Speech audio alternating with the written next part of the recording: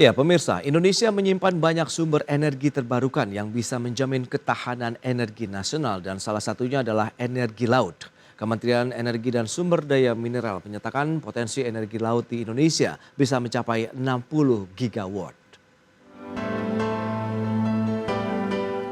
Indonesia merupakan negara yang diberkahi dengan limpahan potensi sumber energi terbarukan yang tersebar dari Sabang sampai Merauke. Saat ini Indonesia memiliki sumber energi terbarukan seperti air, tenaga surya, angin, panas bumi, arus laut, dan biomasa, di mana sebagian diantaranya sudah dikembangkan dan dimanfaatkan oleh pemerintah.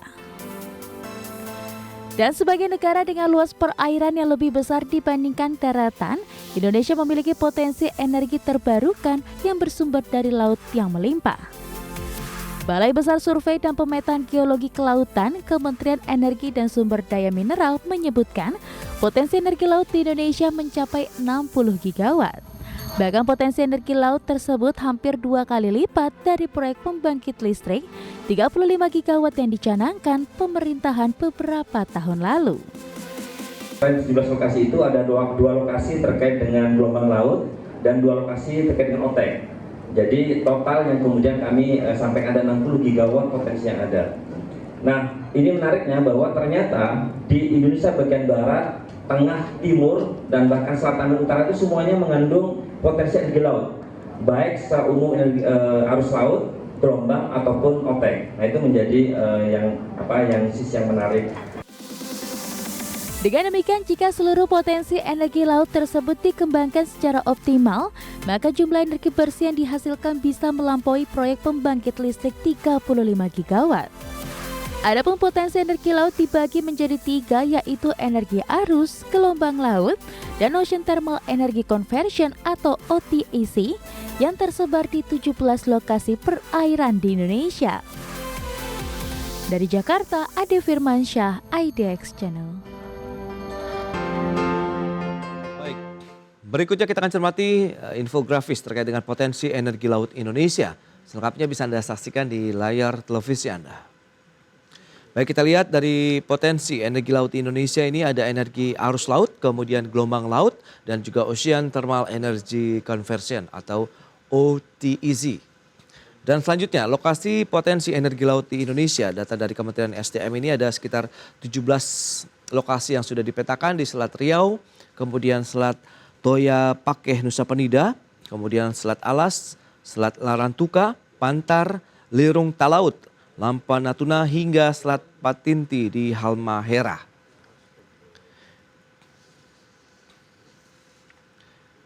Baik, pemirsa, untuk membahas tema menarik kita hari ini, potensi energi laut Indonesia mencapai 60 gigawatt. Kita sudah tersambung melalui Zoom bersama dengan Bapak Fabi Tumiwa, Direktur Eksekutif Institute for Essential Services Reforms. Ya, halo, selamat pagi, Pak Fabi. Selamat pagi, Mas. Yes, salam sehat, Pak. Baik. Ya, terima kasih. Oke, Pak Fabi, kita akan review terlebih dahulu begitu pandangan dari Anda terkait dengan pemanfaatan energi terbarukan ya dalam upaya menjaga ketahanan energi di tanah air itu sudah sampai tahap yang mana nih saat ini, Pak? Ya. Jadi kalau kita bandingkan dengan potensi energi terbarukan di Indonesia yang menurut data Kementerian SDM itu mencapai hampir 3.700 gigawatt, pemanfaatan energi terbarukan itu masih jauh daripada itu. Kalau kita lihat dari sisi kapasitas pembangkit ya, pembangkit energi terbarukan kita itu hanya kira-kira totalnya 12 atau 13 ribu megawatt. Ya. Jadi jauh daripada angka 3.700. Nah, ini belum mempertimbangkan memang kalau misalkan data-data sumber daya itu diperbaharui ya sesuai dengan perkembangan teknologi terakhir. Nah, jadi kita lihat hari ini kalau kita bicara share atau bauran energi terbarukan di dalam sistem ketenaga listrikan kita mencapai kira-kira 13%, tapi kalau pemanfaatan energi terbarukan dari seluruh bauran energi primer secara nasional itu hitungan kami terakhir yang kami publikasikan di dalam laporan berjudul Indonesia Energy Transition Outlook 2024 yang dapat diunduh di website IESR itu hanya mencapai kira-kira bahkan ya di bawah 10%. Jadi memang ada discrepancy, ada disparitas antara potensi dengan pemanfaatan energi terbarukan. Nah, padahal pemerintah memang sudah menetapkan ya bahwa arah pengembangan energi Indonesia ke depan sesuai dengan target net zero emission 2060 itu Oke. adalah menitik beratkan pada pengembangan energi terbarukan. Baik, Pak Fabi, tapi kalau kita bicara mengenai tantangan terbesar dalam pengembangan dan juga pemanfaatan energi terbarukan itu di bagian yang mana sih kalau kita lihat sehingga tadi katakan masih 10%-an begitu pemanfaatannya dibandingkan dengan tadi potensi yang ada di Indonesia sendiri. Ya, kalau kita bicara tata pengelolaan luas ya, sangat banyak gitu. Tapi saya bisa mengklasifikasikan tiga aspek yang menjadi tantangan utama. Yang pertama adalah tantangan pada kualitas kebijakan dan regulasi. Ya, kenapa ini menjadi tantangan? Karena energi terbarukan ini investasi untuk dikembangkan. Nah, kualitas kebijakan dan regulasi itu menentukan apakah sebuah proyek yang mau didanai oleh investor itu menjadi bankable atau tidak. Ya, aturan-aturan yang mengatur mengenai penetapan harga, mengenai perjanjian jual beli tenaga listrik, mengenai pembagian risiko dan lain sebagainya itu ditentukan oleh kebijakan dan regulasi kita. Indonesia sebenarnya sudah punya banyak kebijakan dan regulasi, ya bahkan ada pemberian insentif dan lain-lain, tetapi bagi investor banyak yang menilai ini masih belum memadai dan sesuai dengan profil risiko mereka. Jadi itu satu. Yang kedua adalah kondisi struktur pasar tenaga listrikan kita, di mana kalau kita ingin mengembangkan energi terbarukan hari ini sebagian besar kita hanya bisa menjual kalau di dalam bentuk listrik adalah menjual kepada PLN. Nah, PLN dalam membeli energi terbarukan, listrik energi terbarukan tentunya sangat bergantung pada kemampuan dia, tapi juga kesiapan jaringan dan kebutuhan listrik yang muncul. Nah, belakangan ini sejak 3 tahun terakhir, menurut PLN mereka mengalami kondisi overcapacity di Jawa dan Sumatera. Sehingga menghambat. Nah, yang ketiga, faktor yang juga menjadi tantangan adalah investasi tadi. Investasi kita untuk energi terbarukan relatif tidak terlalu menggembirakan gitu ya. Bahkan dari target yang ditetapkan pemerintah untuk investasi energi terbarukan itu tidak memenuhi target. Nah, investasi ini juga banyak dikaitkan dengan jenis pendanaan yang bisa dipakai untuk proyek energi terbarukan. Kenapa?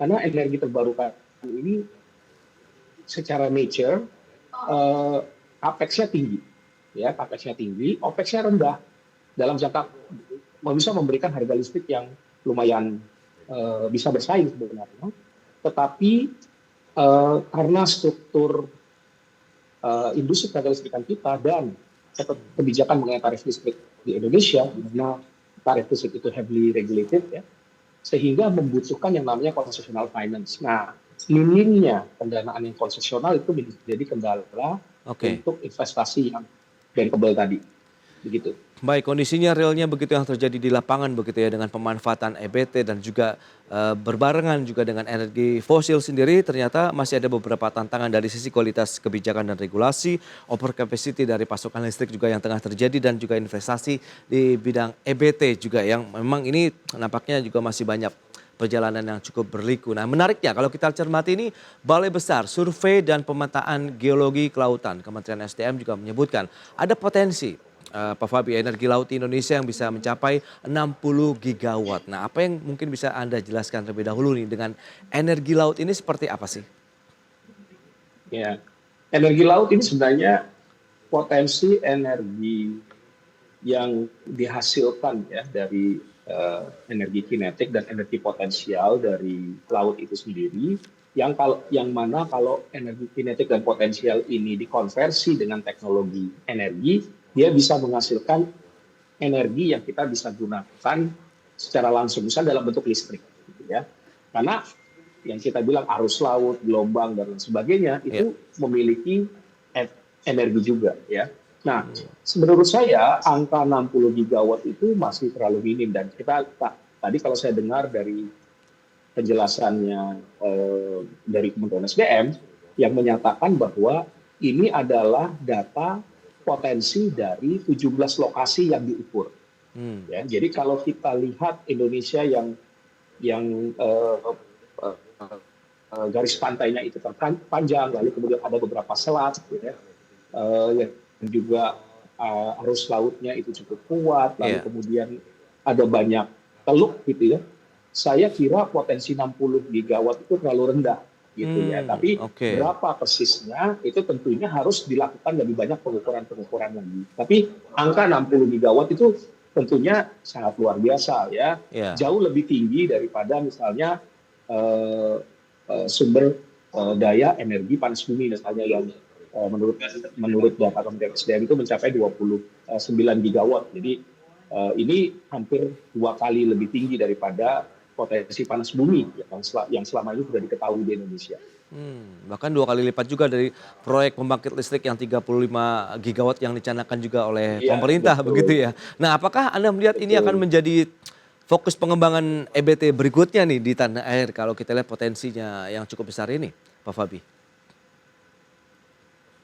Kalau kita lihat mengacu kepada rencana jangka panjang pengembangan sistem energi di Indonesia ya, dan dikaitkan dengan upaya kita untuk menurunkan emisi gas rumah kaca dari produksi energi, di mana itu yang menjadi mungkin menjadi topik hangat ya perbincangan hari ini tidak di Indonesia tapi di seluruh dunia. Nah, energi laut itu atau ocean energy memang berpotensi untuk membantu kita mencapai target net zero emission di sektor kelistrikan pada tahun 2050 dan di sektor energi seluruhnya pada tahun 2060. Nah, jadi kalau kita lihat sebenarnya upaya pemerintah kan ingin menurunkan emisi gas rumah kaca dan salah satunya upayanya adalah melakukan pengakhiran operasi PLTU. Jadi sekarang dengan Perpres 112 2022 PLN sudah tidak boleh lagi bangun PLTU baru kecuali yang sudah kontrak. Itu satu. Lalu yang kedua, semua PLTU itu harus phase out di tahun 2050. Itu kira-kira isi Perpres 112-nya. Nah, dalam konteks itu, maka kita butuh menggantikan energi yang dihasilkan dari PLTU yang nanti akan berkurang dan untuk memenuhi kebutuhan energi di masa yang akan datang itu dengan energi terbarukan. Nah, energi laut itu memiliki karakteristik yang cukup uniknya, hampir mirip dengan energi kalau misalnya kita menghasilkan listrik dari panas bumi maupun dari hidro. Yaitu apa? Predictable. Ya, jadi dia tidak masuk dalam kategori variable renewable energy sebagaimana energi surya atau angin. Ya, sehingga dengan adanya teknologi ini, sumber daya ini dimanfaatkan sebagai sumber pasokan listrik, maka kita bisa mendapatkan listrik yang predictable. Itu kira-kira yang ini bisa mengikis kekhawatiran banyak pihak terhadap integrasi energi terbarukan ke dalam sistem ketenaga listrikan. Kira-kira begitu. Nah, kita tahu potensi energi laut ini kan terdiri atas energi arus, gelombang laut, dan juga ocean thermal energy conversion. Nah, nanti bisa Anda jelaskan lebih jauh seperti apa sih mekanismenya, plus minusnya seperti apa, Pak Hobi. Tapi tahan dulu jawabannya, kita akan jeda sebentar ya. Dan pemirsa, kami masih akan segera kembali usai pariwara berikut ini.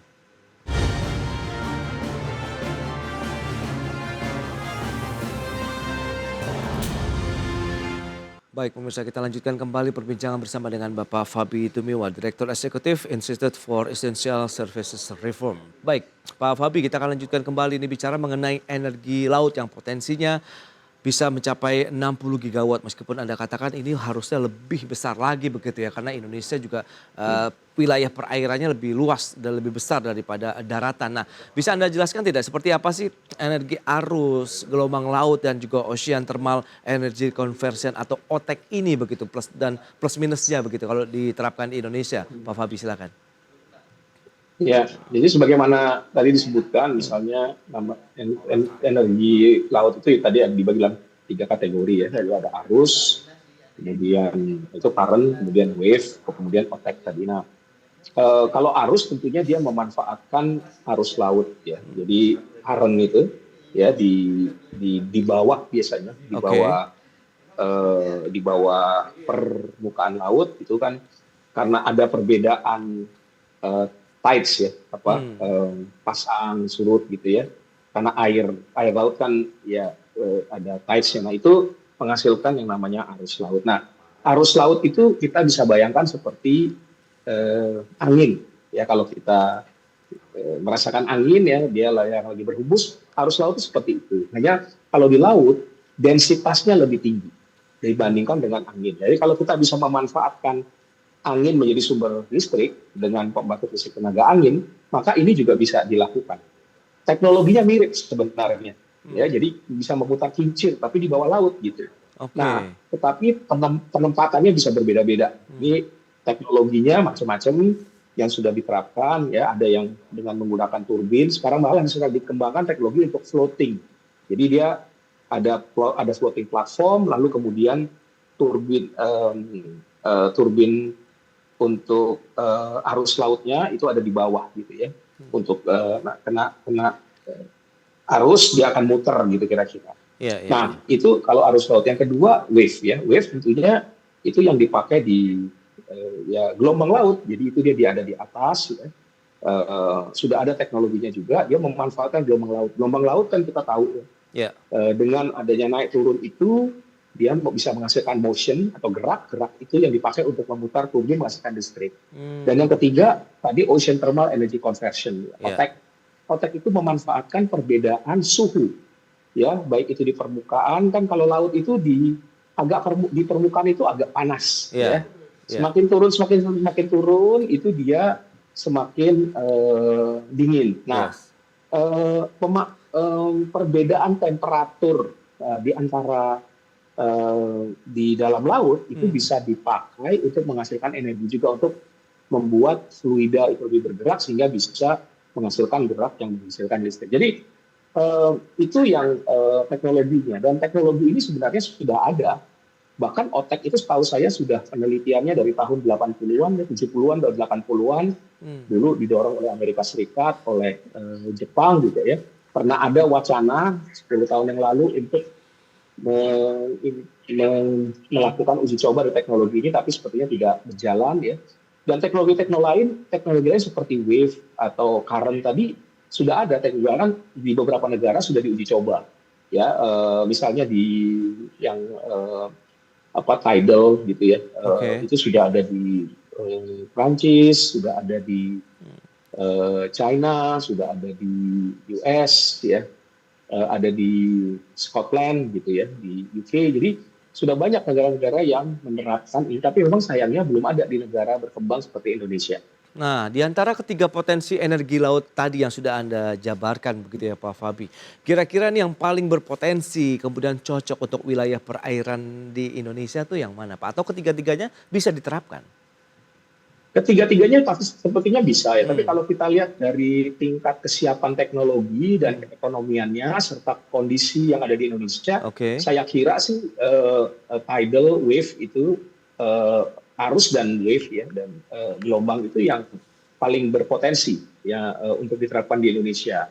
Kenapa? Yang pertama tadi tentunya saya tadi katakan kesiapan teknologinya ya. Beberapa teknologi itu sudah masuk fase komersial. Jadi mudah ya, menurut saya kalau sudah masuk ke fase komersial itu lebih mudah untuk diaplikasikan karena sudah proven. Sementara kayak OTEC itu kan proyek-proyeknya masih sifatnya pilot project skala kecil ya, yang jadi teknologi readiness-nya masih rendah. Yang kedua kalau kita lihat